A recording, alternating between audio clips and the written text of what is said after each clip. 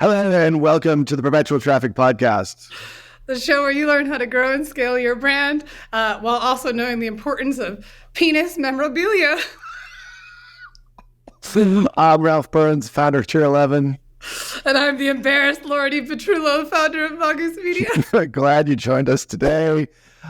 Make sure you come out and hang out with us over where? Where can people hang out with us? They can hang out at Telegram, which you can join our group at perpetualtraffic.com/Telegram, where you'll get to see more about how embarrassing this t-shirt reaction was. That can't go anywhere but Telegram, Ralph. Oh my God. Yeah. So we're going to create a meme. So right before we hit record, just so you guys know why we're laughing, and hopefully our editor, Kevin, will make this sound like we actually are like two kids that are like laughing about some stupid joke. I told Laura the shirt that I'm wearing, and you actually got to see it if you go to our YouTube channel. Of course, you know where that is. That's perpetualtraffic.com/YouTube. I have a t-shirt that my son got me from the International Penis Museum. Yeah, and my cheeks hurt so much ever since. It's an actual museum. So it actually talks. I'm not going to read the whole thing, but anyway, you got me two shirts. Wait, why not? No, I'm kidding. All right, maybe you can read it. I can't really read it because it's upside down. But anyway, so in that museum in Iceland was like one of the places where they went. They went there like a month and a half ago, and this is what I got for Father's Day from my son. Yes. Wait, from the Museum of Shrinkage. That's it. All you got was a t-shirt. And I'll leave links in the show notes to some of the pictures of him standing next to the world's largest penises, and they all come from Wales. So Wales as in like Wales the mammal, not like Wales as in like part of the UK. It is part of the UK, right? So anyway, so it's incredibly funny. So he got us all. People would think that Wales would be in the top 10 countries of largest. I had no idea. Like literally, no, I mean animal, yes. Country wise, no. Right. Well, yeah. I mean, I guess we'd have to have somebody from Wales on and talk about that. But anyway, so the picture is him standing next to these things, and they're actually taller than him. He's like 5'8", 5'9", and they're like a foot taller. And so anyway, so we'll leave links in the show notes on that, because that's more important than talking about growing businesses here. It's growing something. It's growing something.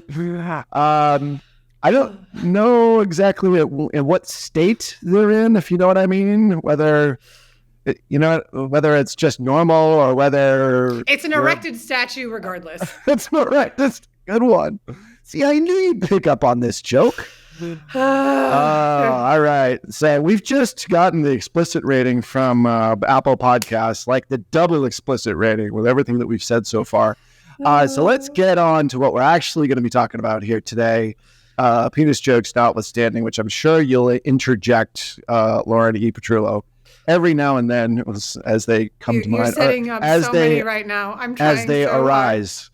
All right, so we are midway through our marketing performance indicators, right? And why are we talking about these things? Which, by the way, you can get the download of what we're going to be talking about here today, and we're going to be going through the next three over at perpetualtraffic.com/MPI. That's M as in Mary, P as in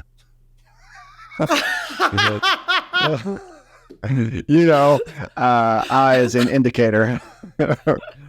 So why are we talking about these things here today, Lauren? Okay, these matter because when we are working with ad accounts, whether small, large, or in between, making sure that the business owner is making money at the end of the day is the most important factor for a sustainable business. And a lot of the other KPIs that have been tossed around and are still being used in a lot of conversations are disregarding so much that's being left out of the conversation. These are numbers that a CFO can bring in. These are numbers that the brand owner needs. These are numbers that the marketing team need to measure and hold themselves accountable to. So it's this disruptive-ish nature of a conversation, which it shouldn't be disruptive, but I'm still hearing it on a daily basis in-app metrics that don't matter as much as the ones we're talking about now. Yeah, absolutely. So the last couple episodes, we'll leave links obviously in the show notes. If you've missed those episodes, are sort of the more metrics revolving around what you as a marketer can actually control to a certain degree. NCAC is one of them, obviously, which we talked about, new cost to acquire a customer, overall CAC. I see your face. You're setting this up. I see your face. Yep. If you do it in a Welsh accent, it's going to sound worse. It would be. Those people from Wales, what they say about those people from Wales. Marketing efficiency ratio. We've talked about those in a couple of our previous episodes here. Today, we're going to get into a couple of financial metrics. And I think what's really cool is that we're now bringing, I don't know whether you think this is a good idea or not to do, but one of the ideas we hatched about a month or so ago is involving our CFO in on our clients, because a lot of our clients don't get this stuff maybe as deeply as he does. He's been in finance for 20 years in M&A, used to work at KPMG. So we're actually going to have him, and now he works at Tier 11, which is like how we got him or recruited him. I have no idea. Why he wants to work with me, no clue. But the point is he knows this stuff inside and out, and actually helps our clients with financial analysis, because some of this is really complicated.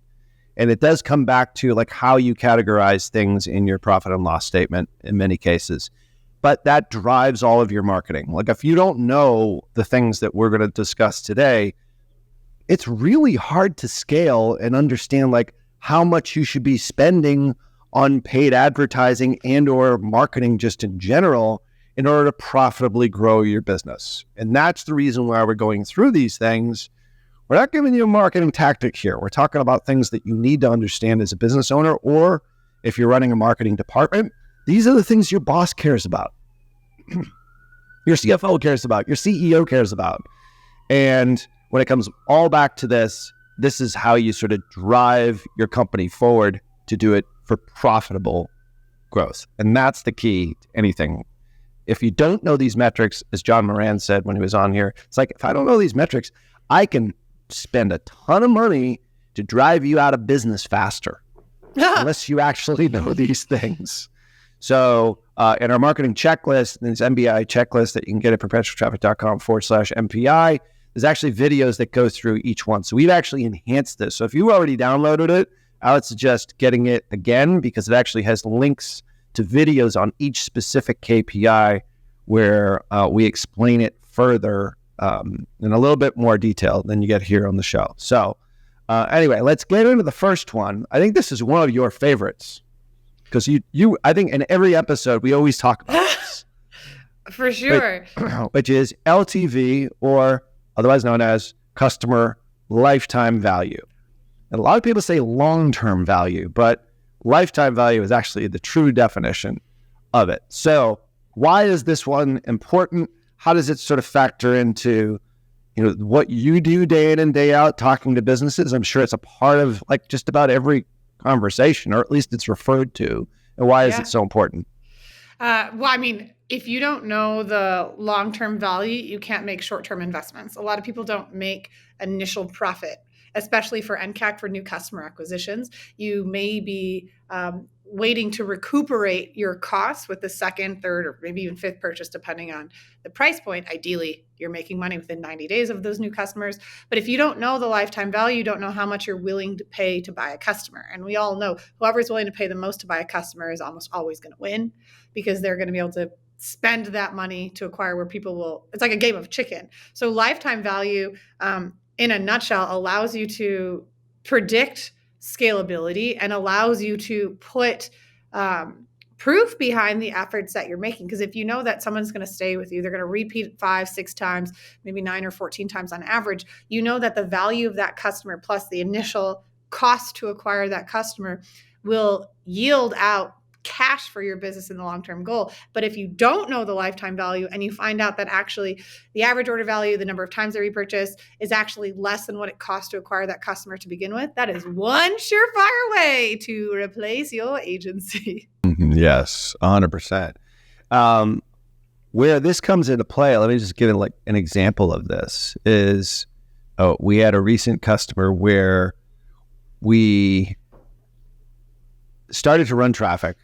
Okay. Got a lot of, like, our NCAC was great, like tremendous, like half what it was. We were targeting cold traffic, not just repeat buyers. There's a way in which you could just go back and listen to the previous episodes where we talk about how to sort of separate that out. We were using Meta. We were also using Google, really good on the exclusion side, but we were also using a third-party application, which is Wicked Reports, the one that we use. We have used Northbeam. Northbeam is also a good one. Don't get me wrong, a little bit more expensive. We prefer Wicked Reports, at least at this point in time, although I am an investor in Northbeam. I don't know if you realize that. So I still think it's a solid platform. It's just more for enterprise. So, but what we found is that all that NCAC was great. Customer was psyched. But one problem, 90% of those people were buying just once. Yeah, that's so hard. What are you going to do if you got a really cheap customer once and then you walk away? Yeah. So we weren't discounting, which I hate. I was just on a client call yesterday. They're like, or a prospect called. They're like, well, one of the agencies that we worked with, they just said, well, in order to acquire more customers, all we need is like a discount code for you guys, 15%. I'm like, what? No. That just trains your customers to look for bargains. And 15%, by the way, that might be your net profit margin, which we're going to get to in today's show. So discounting, bad thing, unless you have a very specific strategy around that. Obviously, like, take out Black Friday, Cyber Monday, like that's a completely different thing. Flash sales, whole different thing. So the point is so they were buying once. So we were doing our job from an NCAC standpoint, but what was killing us was LTV. So you now don't have a traffic problem. You can afford to buy a customer at a reasonable cost for them. They were actually profitable on the first sale, net profitable, which we'll get to. Pretty good. Not by much, but it was there. But if you're profitable on your front end sale, like that's pretty good. You're doing a damn good job. The point is if you have a repeat buyer, like in this case, it was in the supplement space. They couldn't get them to buy. I am proposing this to you as someone who knows this stuff so well. Where is the problem? What do you do? Do you continue to think, hey, let's throw more traffic at it, get a lot of customers? No. What do you do? Well, okay, hold on. Well, if you're profitable, even if you're making $1 per customer, you can still make dollars add up to millions, right? So you're still making money on the front end. And I think I would never turn off the traffic because you're still always buying customers. But I think there's a really, really big opportunity. Like, how might we accelerate their repurchase rate? I always tell you, like, I look at your email list as 3 things. You have your subscriber, never bought from you. They bought once and they bought more than once. It's the only way I look at it. And the biggest opportunity is you've already paid for that first customer. So the way it would be tackling is, what is the communications with that individual from immediately when they purchase in that honeymoon period? Like, you want to overcome buyer's remorse. What type of comms do you have to get them excited? What is the unboxing experience when they get those supplements delivered to them? Is there something that brings more of the company's brand and the experience to the delivery? What is the follow-up? Is there a remarketing campaign? Are you following up with them with emails or SMS when their reorder rate is likely to happen? We do like a Hail Mary series where if someone hasn't purchased and it's been 6 months, for example, we'll invite them one more time. Like, you say no discounts. I have a different opinion on that, but that's okay. That's okay. Like, we'll not to buy them. The first customer. Okay. I'm saying for new customer acquisition discounts, no. However, we did a huge test about this, and for us, because we know the lifetime value, we know the average order value, like that NAOV, that first time purchase, that average order value is always significantly smaller. So we, like, when we've grown an account from $1,500 a month to $150,000 a month in like 6 months, a big test that we had tried was not having and gatekeeping it. But when we did not get all the new emails, because emails contributed 40 to 60%, depending on the month, of orders, that hurt us more by removing it. But this was a large SKU store. This is a consumable with lots of repeatable purchases. But anyways, in this instance where if you're not getting someone to buy again, it's an opportunity to evaluate what does that communication look like as soon as they've given you the credit card. What does that experience look like as soon as they've received the product? And what other activation points do you have to bring them back into your ecosystem? Because then your CAC should be more cost affordable than your end CAC. So that's where I would look at it. It's like I always say, you 80% your budget for new customer acquisition, but you 80% your effort for all the work of retaining all those people that have come into your ecosystem. 100%. So the first thing that you would look at in this particular case, now we're just using this as an example, or maybe just as a case study. We looked at it as largely an offer issue. Okay. So you get people to buy, but then they don't buy again. This is a repeat purchase. This is typically something that you would take, it's a pre-workout, it's a protein, it's like something in that space. So there's something about the product that is not resonating for them to buy a second time. The first thing is... no. I'm assuming the product is good. I'm assuming the product is amazing and they loved it. If there is something where the product was not a good experience, then that's like, if it's not giving on the results that you promised, then it's a taking it back to the drawing board type of issue. And then I would decelerate spend, because you don't want to acquire more customers that are going to lose faith in your brand because you've launched something that doesn't actually do what it says. Because it's harder to get them to retrust you without giving them an incentive for a steep discount. Got it. Yeah. No, I agree. So I think that's a good clarification when you're looking at LTV. So if you have an LTV problem, like, why are they not buying again? Yeah. Like, look at that. Like, that's something you need to dissect.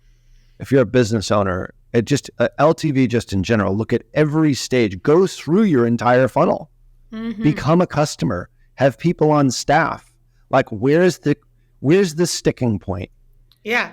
Usually you can figure out, like, through conversion rates, through email open rates, through, just surveys, through comments Sending on your email. ads. Ralph, I can't tell you how many times that this has worked well for us, either in the info space or the e-commerce space, what have you. When someone has gone all the way to adding to cart, or they've attended the webinar, or they've bought the purchase once, and then they haven't taken the ultimate action, they've done the penultimate one, right? They bought once, but the ultimate actions that they've bought more than once. I like that, penultimate and ultimate. Oh, yeah. We should see our email triage components. Yeah. That's good. The ultimate and penultimate. We're going to leave a little thesaurus definition of penultimate. I'm not going to say what it is, but anyway, it's the second to last. Anyway, go ahead. Yeah. It's a word that doesn't interfere with my Lisp. So I was like, oh, yes, there are no S's in that word. But, perfect. Oh, you have no idea. So, I could never be a real estate agent. Did I tell you that, Ralph? Because I can't pronounce THS together. So someone would be like, hey, let's check out that 3-bedroom, 2-bath house. The things I didn't know. But 3-bedroom house.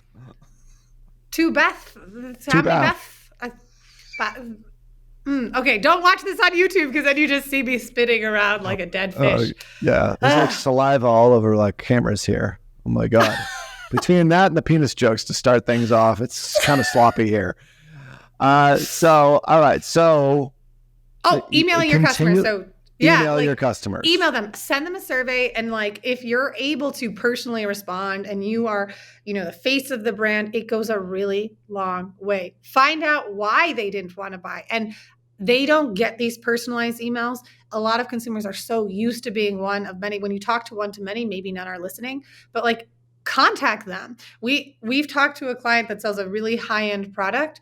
They call every single add to cart. If it comes an issue where you're debating whether or not it's product, you have to get on the front lines and talk to these humans. I've met a lot of e-commerce business owners that then feel they're so disconnected. They've already sold 100,000 units. They're already doing 10,000 a day, that they sometimes will not have the first communication. So you had talked about looking at social comments, looking at those pieces. They've probably outsourced it, or they have a social media team that's talking to the lifeline of the conversations. Like, you need to eliminate if it is a true product issue. And if you don't know, the easiest thing you can do is send out an email that says, hey, this is Lauren Petrullo with Mongoose Media. I saw that you had purchased, we'll say, this pen from us, right? Like, we love that this pen. I would love to know, like, did it not hit well? Like, I'd love your 2 seconds. Just their 2 like literally seconds of from information. your Yes, this is a personal from me. email.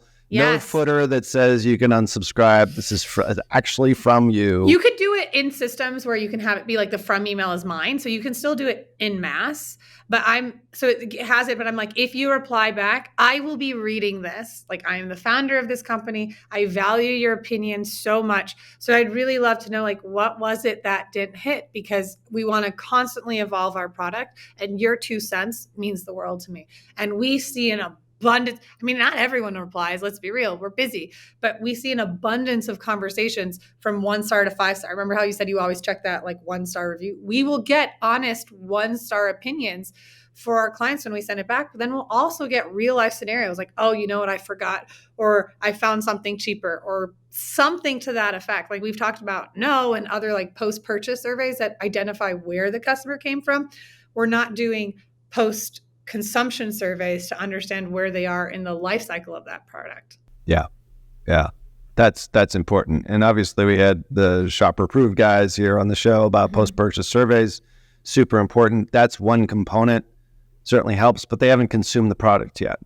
Right. So if you have an LTV issue and people aren't reordering, like even if you're a new business or you're just launching a new product, this is actually a company that has a lot of products that do have a really high reorder value, like have a high reorder rate, and personality brand, really good content that resonates with a very specific subset of the market. But this new product, it's new.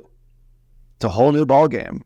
So you've gathered a lot of intel on what, You've gathered intel on a lot of things in this particular case. You've actually gotten them to buy, which is great. If you can't get them to buy, that's a whole other thing. Yeah, that's an offer issue. We could do a whole show on just offer.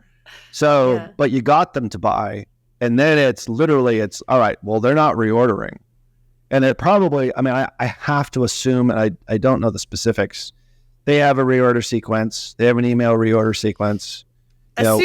Just know that like we audit those a lot, and a lot of the time, if there is a post-purchase sequence, that's not the Klaviyo default one, for example, just small, if anyone's listening, again, subscriber bought once, bought more than once, your post-purchase sequence should be different for those that have bought from you more than once. Just FYI, I'm putting it out there, but if you don't have any, let's start there, because you're right. You're assuming that post-purchase, because you hadn't let them know what is the timeline between when they order and the likelihood of them receiving the product. Is there an issue with how to actually use the product? User error goes a long way in determining whether or not someone's going to reorder. Does the supplement bottle maybe not tell them the frequency in which to take it? So maybe you're assuming that you're assuming that they know to take the supplement once a day, but it might not actually be that explicit. So they take it only when they go work out versus not every single day, regardless if they're hitting the gym or not. I don't know, but like user errors more common than you think. I'm not saying people are dumb. I'm saying people are busy and distracted. So if it's not obvious, they're obviously potentially going to forget. Right. So there's that. So if you were to kind of prioritize, okay, first off, you're going to assume maybe it's a user error, right? So we've never really talked about like welcome sequences. I assume you guys do a fair amount of email. Like you advocate for the welcome sequence, probably similar to what digital marketer advocates is my guess. Like we have a whole onboarding triage component where there's 4 different levels. We cycle people through multiple times. We don't let them get into the secondary triage of the onboarding sequence till they've done the first primary desired action, the first one. So maybe, I don't know. It's like a massive component, but that's onboarding before they've bought. In the post-purchase onboarding to being a customer, there's definitely things that I think align a lot with probably what digital marketer has been doing over the years. But for onboarding, I know ours is complicated, but complicated because it's relevant. Okay. Well, it's also specific to the individual purchase. It's not going to be sort of a boilerplate sequence. Right. So I'll leave a link in the show notes to that. If it's the first time you've ever heard about a welcome sequence and you don't have one, there's some pretty good resources that are out there. So maybe you even have a resource on your site, on Mongoose Media. Yeah, we But could share our triage thing, or we could if people are interested in like how we do our triage. Like, I'm totally down to like opening the hood of how different our approach is for the onboarding series. If right, anyone is remotely interested in how I'm like, stop telling people to do something when they didn't do the first action they promised they were going to do anyways. right, right. So welcome sequence at the very least, in some kind of indoctrination on email. Obviously, a component of this to assist with LTV. What are other ways? That's to get them to consume the product, or at least to use the product, which is kind of step one, right? Like, you got the customer. Isn't that like step 0 is they've received the product? Okay. Well, there's that. So if you're e-commerce, make sure they actually get it. Or if you're info, do they get the login credentials? For me, I find a lot of people that will buy a product, which is like a low ticket, they actually never logged in to watch the low ticket masterclass they purchased. So to me, do we know that they received it? Then did they consume it? Because if they didn't consume, they're not going to convert again. That's super important. I was just talking to a software company this past week. I'm like, what's your number one issue as far as like why people cancel? Nobody ever logs in. Yeah. If greater than 50% of people buy, never log in. I'm like, are you kidding me? Like, there's your problem. You don't have a traffic problem. Yeah. You have a how do I log in problem. They have a client concierge need just to call, hey, did you get the login credentials? Right. Like, why wouldn't you call or text or at least email, like some kind of outbound way? Like, if there's part of your problem. Why do people cancel within 2 to 3 months? They never log in. So that's not like even using the product. So like, just reverse engineering this in a, like, even I fell into that trap when we were having this conversation. I'm like, well, make sure they use the product. Well, make sure they get the product. Like, yeah. That's why you're on this show, by the way, to correct my errors in judgment. Also, to laugh I thought it was because of my fluffy hair. That too. You know, people have to see that. They can't hear that, so they'll have to see that. No, I could YouTube. Like shake it in the headphone. No, that's not. No, I just look like a poodle, a blonde poodle. Doesn't make any noises. I know we have to. You've got a date with you're going bear watching in Canada. We didn't even talk about this. Actually, no. I think you just go to a pub today. You're not doing like the bear watching thing. That's a whole other thing. Lauren's in Calgary, and a friend of ours, mutual friend, invited her to go bear hunting. Bear watching. I was barely paying attention. He said bear. I was like, pause. What? Come on, I just gave 2 great bear puns. Oh. Bear puns. Yeah. All right, so make sure they get it. If you're e-commerce, software, make sure they use it. Like 2 steps right there. Also, we're talking about LTV, and clearly because of your your previous engagement, we're not going to get to gross profit and profit margin. We're going to do that in the next show. So what other ways do we increase? Well, like right off the top of your head, what's another way? All right, you got an LTV issue. We talked a little bit about product. We talked a little bit about making sure they get it, making sure they use it. What would be the next step? I think it's making sure they use it. Then I think it goes into the user error and ensuring that they use it correctly. Because if they tried it, they're like, cool. Like, this goes really well with hair care products, right? Someone buys a hair care. What they see is a transformation at the end of it. But then they put their products in and it's like, I'm not using the curly iron correctly. I'm not blow drying my hair. I'm not getting the desired result I want. So I received it. I tried it. But more likely than not, the user error comes in, and so maybe they're not trying it correctly. So there's an educational aspect to it of ensuring that they feel confident in how they're consuming the product to get the desired results. Because once they've consumed it, you have a race now to get them to the transformation and like fulfilling on the expectations you delivered. Or like what you had promised, right? So talked about acquiring, you gave a great offer, but did you fulfill on that promise? So for me, that step 3 would then be is providing education on how they can use it, making sure they feel confident in how to use it correctly, making available resources. So that might come in the form of emails that you're telling them about educating on the product. You might be doing remarketing ads that's showing like step by steps, like the process of it goes a long way, because then the other component of it is reconsumption, because you want them to continue to use the product so that they run out of the product and want to reorder. Really good with like hair care products or digestible food products. Or if you have a product, again, we'll just go down the curling iron. If you have like an expensive hair tool, the more they use it, the more confident they feel, the more likely then they're going to become an evangelist for your product and refer it to others, because it's the one they're traveling with. It's the one that people are asking, like, how do you have such great curly hair? I mean, for me, I shower. That's how we get the fluff. But Right. For that, I think so. You get it, you consumed it. Now you're being provided additional resources to ensure confidence on consumption that will then yield to the end result you're looking for. And from a tactical standpoint, I think a lot of businesses just, I think there's an over-reliance. You mentioned something briefly there that I think is super important. It's another tool in the toolbox. Email, obviously, you've got their email. But consider like how many emails you get. Like I get a shit ton, and most of them end up in a folder that I never even open. So if you're going to ever send me an email, chances are it's going to end up in that folder, which I check maybe once a week. I have my admin check it. She pulls out the important stuff. Yeah. So, but you mentioned something in all three of these things, which is retargeting. Mm-hmm. And all right, let's say you bought the thing on Facebook or on Google. What we found is that the open rates typically for, like if you're doing 40% open rates after a purchase, you're cooking with gas. Like that's great. Fantastic. Like if you're in that range, like we see that with a lot of clients, which is great. But you're still missing 60%. Where are they hanging out? Where did you acquire them to begin with? Did you get them on Google? Did you get them on Facebook? Did you get them on TikTok? So there's a client that we worked with for about 4 or 5 years, took them from 30 grand a month in revenue to well over 2 million. And it took about a year or so to do this supplement. Once again, we had spend of $1 million plus per month.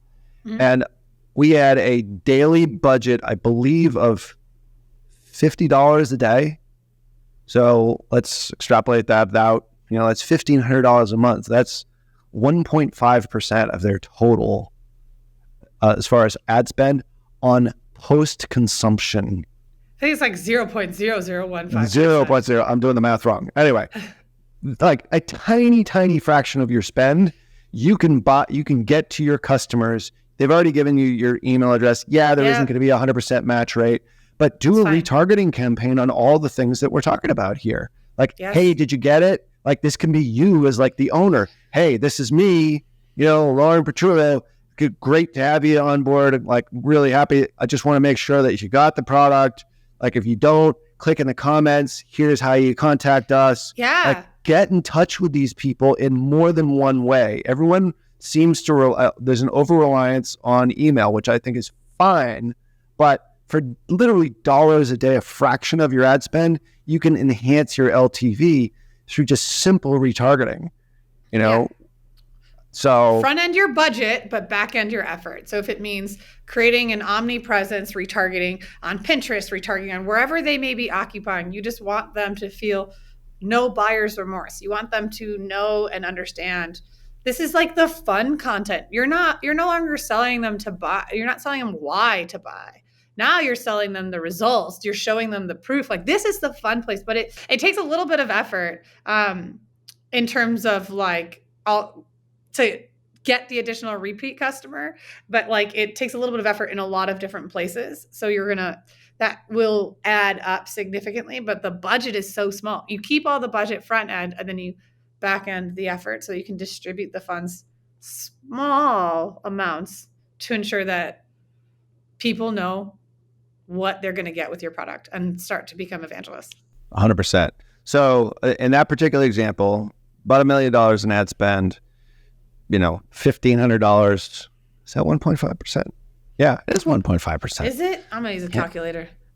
I'm a blonde. Let's just be clear. Oh no, it's 0.05. Anyway, it's a very small percentage. I'm not doing the math well on the fly.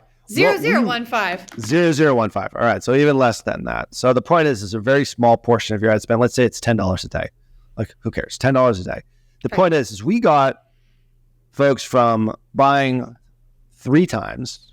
The average buyer bought the product 3x to doubling that. We doubled their LTV by doing retargeting ads, which were 0.01% of their total. Like, how, like, that is shooting fish in a barrel. And it was the founder. Once again, hey, just want to tell you like exactly how to do this. This is how I use it. I use it first thing in the morning. Sometimes I use it in the afternoon. And oh, by the way, we also had this other product like that is for this particular case. Or maybe you're having a hard time like falling asleep at night. You can do these for cross sells. Yes. So that portion of that budget was infinitesimally small. You'd use DPAs as well, like you retarget, dynamic product ads to cross-sell them for different products as well. Another way to enhance LTV, but just at a base level, are you actually doing any sort of remarketing? And you can do this on the Google network. You can do this on native platforms, but I would say at the very least, do it on the Meta platforms because it's so cheap and it's just easy to do. These are handheld videos. You as the founder. Yeah. Don't overproduce. Overproduction. Don't overproduce. Tends, at least from like social ads across, minus, like, again, Pinterest might be a little bit different, but for the most part, when you're overproduced, you're overcomplicating it. Like, people are very comfortable with that more native, more realistic vibe. So yeah, don't overproduce. Yeah, like I said, just hold a camera, walk by, and I think it's a great opportunity to introduce a cross-sell product in a way that's not throwing a big offer the way you were doing to acquire that customer to begin with. Yeah. I would say the last thing on this before you go out bear hunting is, no, I know you're not going out bear hunting. We're going to a saloon. Yeah. What we did talk about with the Shopper Approved guys is that they actually do a post-purchase I call it lumpy mail, which is an introduction. It's like an indoctrination into the product. Like, you're packaging for an e-commerce brand, like that first impression. If it's coming in a UPS bag that you're there is so much you can do. Like getting a customer is gold. Like, you worked so hard to get that customer. It is so freaking hard. Like, once you get them, just nurture them as much as you possibly can. Think of a profitable way in which to make that customer experience. We'll leave links in the show notes to the show we did with Scott Wozniak, which is, creating a customer experience engine. This is what all the companies that he's worked with do so well. Mm-hmm. Like, everything post-purchase, it's all about the post-purchase because that's where the money is really made. That's why Chick-fil-A does triple. I don't know if you've listened to that episode. I did. You made fun of me in it. Yeah. Oh, I did. That's good. I make fun of you in all the episodes. That's very true. This is the reason why post-purchase, everything post-purchase is the reason why Chick-fil-A is literally they're going to out revenue McDonald's this year. Each individual franchise is triple with less a real McDonald's estate with less real estate and one less day. Fair. They're not open on Sundays. And it's because post-purchase, they don't send out a welcome packet, but it's like the experience is so revolving around just this client experience, customer experience engine. And I would say, though, in the Chick-fil-A example, because what I thought was really cool is that post-purchase experience was relevant to the person who came into your funnel, which is where I go back to your post-purchase should be different if they bought once or if they bought a repeat, because the woman who's coming in with a 45-minute break doesn't want to be this is their alone time, whereas the mother who's coming in same age with a bunch of children needs help getting to the table, carrying the products because her hands are full. So that post-purchase experience, there's hyper relevance to it so that, again, they're not feeling like they're just one of someone else. They're recognizing who they are and what they need. Yeah, really important point. And if you're selling online, I think a great way of doing that is that first experience with the product itself is a super important one. And make that as client-centric as you possibly, customer-centric as it possibly can be. So there's a number of different ways in which you can enhance lifetime value. A lot of people call it long-term value. I don't really care what you call it, but you should have a handle on it and be looking at every part of your entire sales process, your customer experience. Like, go through it on your own. I go through it I go through our funnel all the time now, especially as like being the VP of marketing. I'm like, oh my God, there's so many things that we can do here. Like, let's test this, that, and the other thing. It's like, look at it for the first time. It is time well spent, because it'll ultimately make you more money and enhance your lifetime value. And if you can do that, you can also afford to pay more to acquire a customer, which goes back to NCAC, which we talked about a couple episodes ago. So I will say, Ralph, I don't think I told you this, but as you know, I have our internal residency with Asian Beauty Essentials where we'll test stuff. I started doing handwritten Post-it notes inside each order. So every time someone orders it, there's like me handwriting, like, thanks so much for supporting our small business. And then just talking about the product and maybe another one they'll want to reorder with. And I'm telling you, we did this for 2 weeks. I was like, let me just see. Like, I'll sit on the stairs, my husband's packing, all that jazz. I couldn't believe the amount of comments and DMs we received for people saying, thank you for that small custom insert. I'm like, I'm glad you could read it, because I went to Catholic school. So that's a little bit like doctor's writing. But I just like that experience for all these new customers, like that small kind of component, because we were like, how do we increase our reorder rate? Similar to this lifetime, like, I'm just telling you a real life experience that we've been currently testing. And if you have the ability, it's labor intensive. You have someone handwriting a note. I actually enjoy it, right? So I don't mind, but that, I'm telling you, made a huge difference, because we're receiving it. And most people aren't going to reply or anything, but the few that are just, it was so many more than I expected. That's insane. And I think, if you're just starting, like, this is the stuff you need to do. I'm sorry. Like, that's everything. Like, go to where your customers are, thank them, ask them questions. Like, we talked about that, sending out personal emails. It's okay. Like, if you're just starting out, you need to start out like everything is manual before you automate it. Yeah. Handcraft it, then automate it.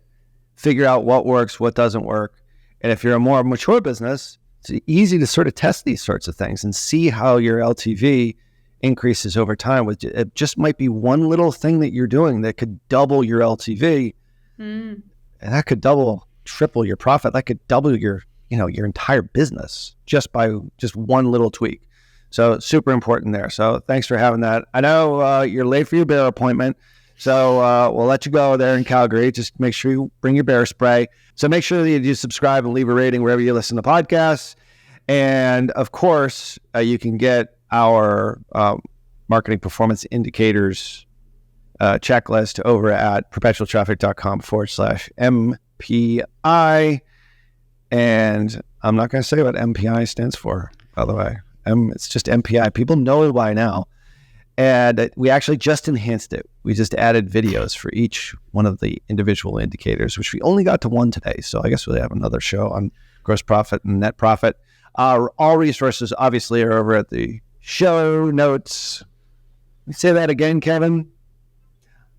All resources that we mentioned here over at perpetualtraffic.com, of course, and then join our Telegram group, which we'll leave links in the show notes there as well. So on behalf of my awesome co-host, Lauren E. Petrullo.